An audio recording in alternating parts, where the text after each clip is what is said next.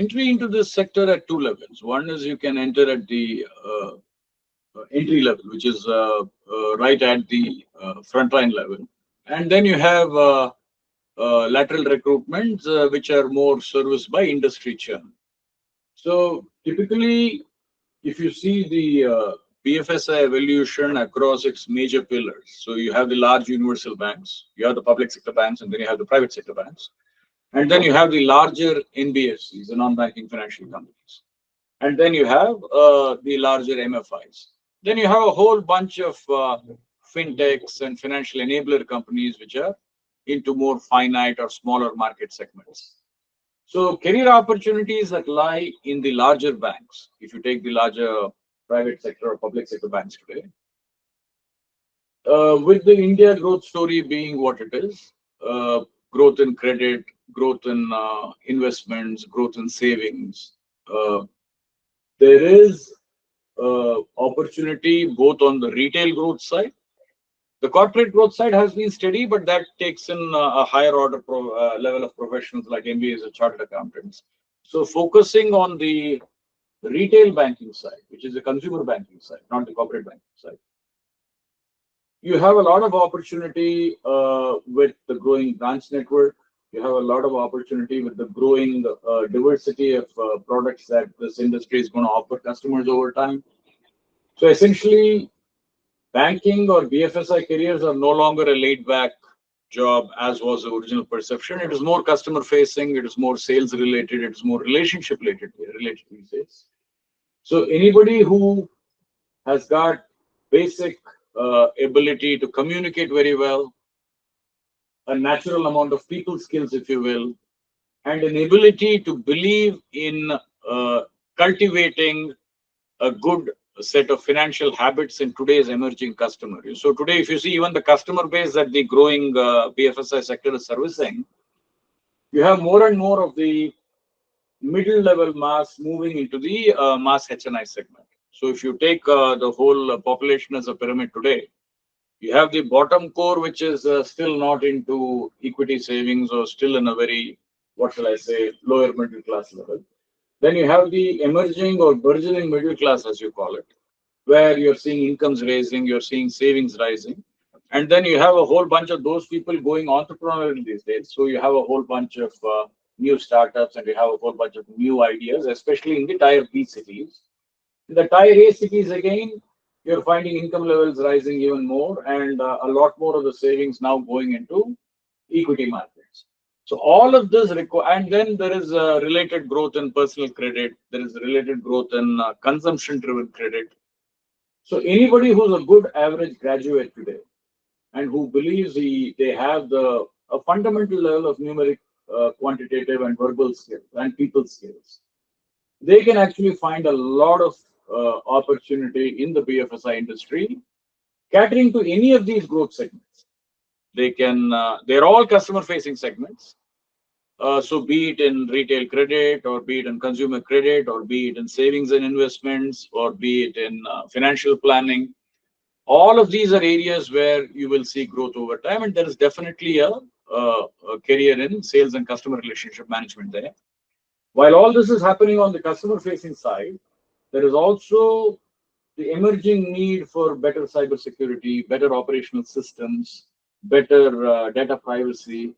So at a smaller level, while 80% of the opportunity could lie in the customer-facing side, there's about 20% opportunity emerging in systems and regulation, in data privacy, in analytics, clearly, because today the amount of data that banks have in terms of their retail customer base, predictive analytics, there is also AI coming in a large way to study and predict customer behavior.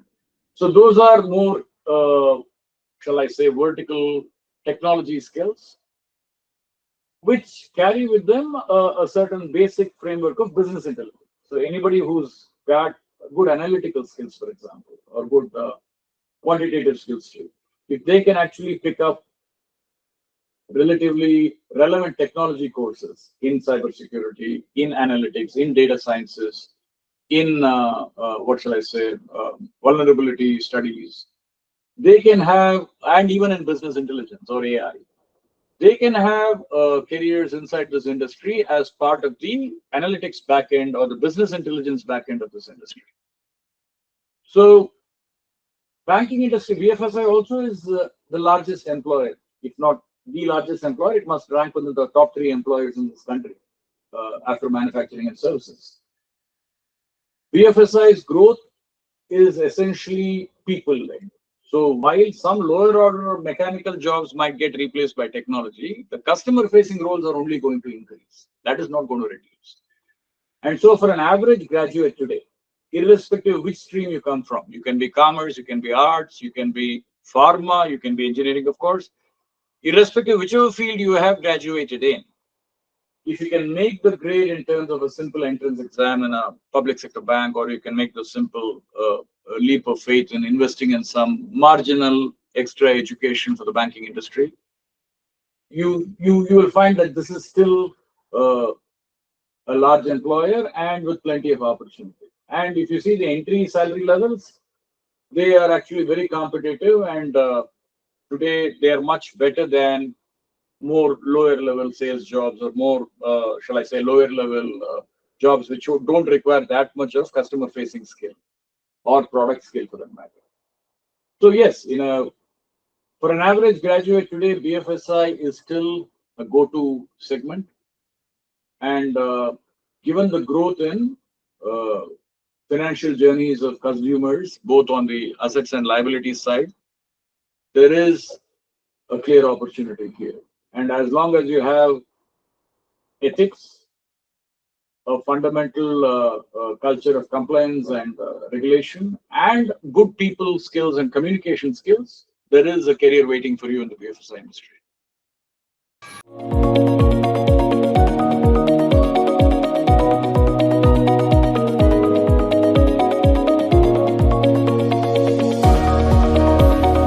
There are some very specific courses where you must get into data analytics. Data analytics and cybersecurity courses, and including specifics in terms of business intelligence. Those are very useful. See, AI is playing a large part in shaping a lot of the tool sets in this industry, like it is in many other industries.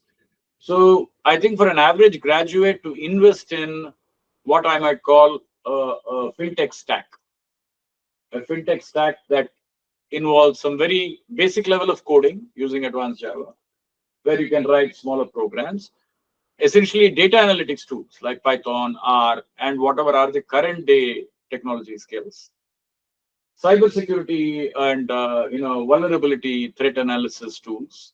These are very good courses to get into, and the BFSI industry and the financial industry in general is going to have great use for these.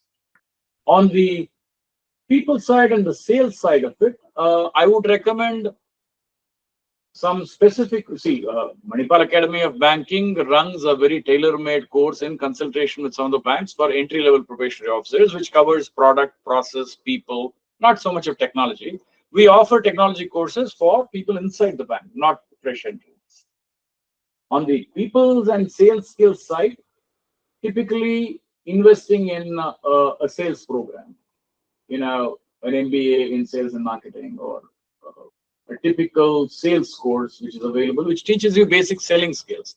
See, interpersonal skills or sales skills are not necessarily acquired through education. Technology skills are acquired through education. Interpersonal and sales skills, you have to be that people's person by nature. You have to be a communicator by nature. And if you find interacting with people, finding sales and influencing as something you would want and like to do, as a basic trait in yourself, then investing in personality development courses, investing in communication courses, investing in sales courses definitely helps. But they alone will not deliver. You have to be fundamentally that person who's a people's person, who's fundamentally a guy interested in influencing, selling, marketing, and generally getting a credible sale across. So you will find, if you actually see the banking sector today in terms of bank branches, or in terms of your dealing with independent financial advisors, etc., communication is key. You have a lot of profiling to do. You have to understand the customer's financial journey. You have to cultivate an investment behavior in them versus a speculative behavior. There are many responsibilities you carry in shaping the investment or the financial journey of a customer. You might eventually learn products. You might learn investment products. You might learn liability products. You might learn what is the right amount of credit you can take for a home loan or something. All of those are product side knowledge. And you will also know process where you take your customer through the required processes for obtaining those services.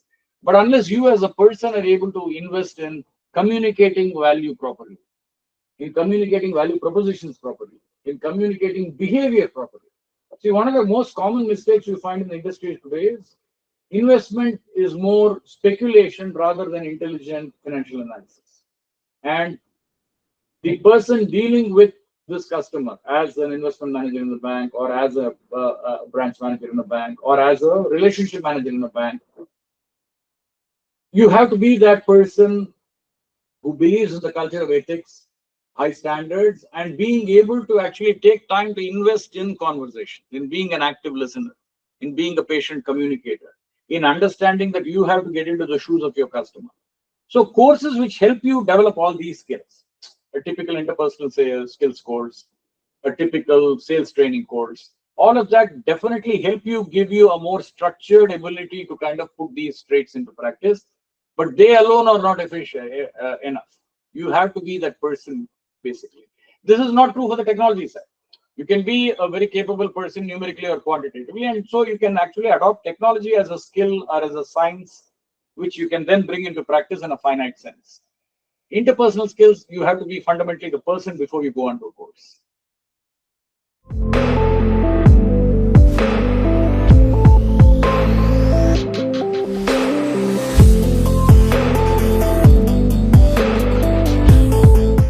So it depends upon the kind of role you're transitioning into. If you're transitioning into a customer-facing role, you might have been in telecoms, you might have been in hospitality, you might have been in another service industry. So if you're transitioning from a service industry or a product industry, a large-scale consumer product industry into banking, you can carry forward many lessons there. So analyzing customer base, analyzing consumption patterns, analyzing product market fit, analyzing how you're going to kind of develop promotions or customer connect. All of that is common knowledge you carry forward. I might have been developing and selling mobile communications or data in my previous life. When I come into banking, and let us say, go back to my credit card example, if I'm going to grow credit card growth across a segment, a lot of what I did with SIM cards is good for credit cards, in a manner of speaking.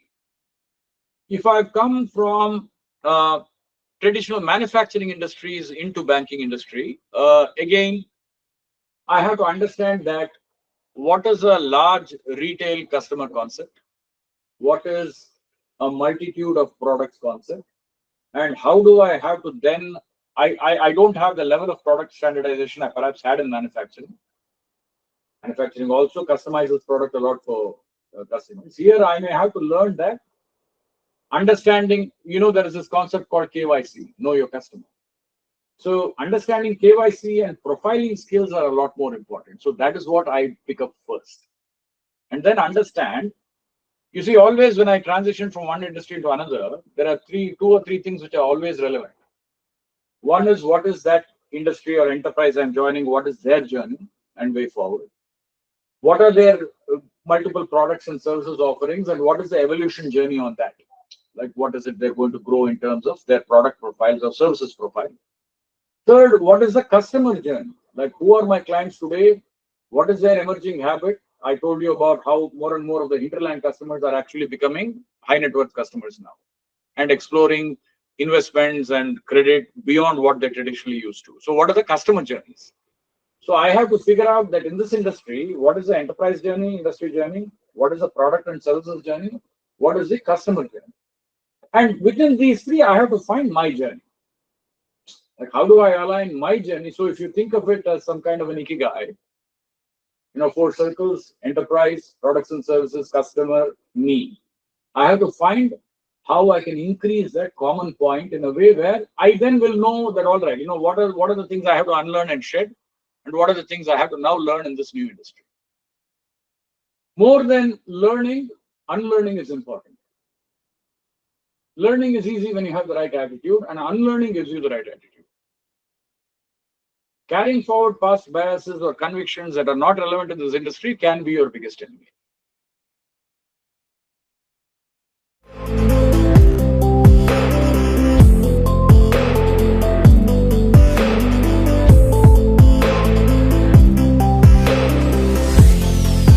You see, building a global career is a different cup of tea, because when you go global, depends upon whether you're going to a more mature market or a less mature market. So when you see Indian BFSI industry, and you see the multiple models of banking that exist, you have merchant banking, investment banking, corporate banking, of course, then you have retail banking, then you have priority sectors, then you have rural and agri. You have to kind of decide that how much of these are relevant on a global scale. So if you're looking at far more evolved markets like the US market, or for that matter, uh, European or the Japanese market, you must have a very good grounding in things beyond normal banking operations, and in these, your grasp of economics, your grasp of macroeconomics, especially your grasp of international trade, your ability to understand currency and commodity markets, your ability to understand monetary policy, your ability to understand how central banks regulate in a very different way across economic regimes, and then your ability to kind of invest in education, which then a typical master's in international finance, for example, or a typical master's in what shall I say, developmental economics, or even in political sciences and behavioral finance. These are things then that can actually get you an opportunity into possibly a multinational bank within India. You could also apply to the World Bank or the UN. Once you get a toehold into a multinational bank in India, your opportunity is to then move in their network. See, working for an Indian bank and trying to snare a foreign position, either in a PSU bank or a private bank, is a little more limited, because our private banks and PSU banks have grown over time across the world, but they service, a diaspora niche. They are not really on par with a JP Morgan or a Chase or a Nomura or a HSBC, even for that matter. You want to get into those, you have a good opportunity to do a good master's and try to get into the India operations of that particular multinational bank, and then that can give you a kind of launching pad into exploring globally. Alternatively, invest in a high credibility financial analysis program. Do something which is internationally acclaimed as a financial analytics program. Do things which govern clear risk management also. For example, most of these banks need a lot of transactional risk management. So your ability to do a program in statistics in a way that actually gives you that statistical skill of analysis, or an advanced degree in financial analytics, those then can help you apply for directly to a World Bank or directly to the UN, and they can be good exit options there, having worked there to get into a multinational banking industry. You will have very few of our average graduates being able to snare these opportunities. You're better off actually getting into a good large size bank or a BFSI entity in this country, and then invest in these niche education courses. I outlined a few of those. So commodity markets, currency markets, international trade, tariff policies, monetary policy and economics as governed by central bank regimes across the world. All these are important for you to be able to get into that industry. The other alternative is to, if you can afford it, go to a good school in the US or Europe and do an MBA in international relations, or do an MBA in international finance or in international trade. And then try to go through a campus placement through a National University of Singapore, or through Berkeley, or through Michigan, or through one of the, or say, one of the top-rated economic schools like Yale, for example. If you're able to crack that, get into a foreign school, even you have very good schools like INSEAD or other schools in Europe. If you're able to get into those, graduate with a good MBA, then your ability to kind of immediately get into the international banking sector is more proximate. Education is your only gateway to international banking careers.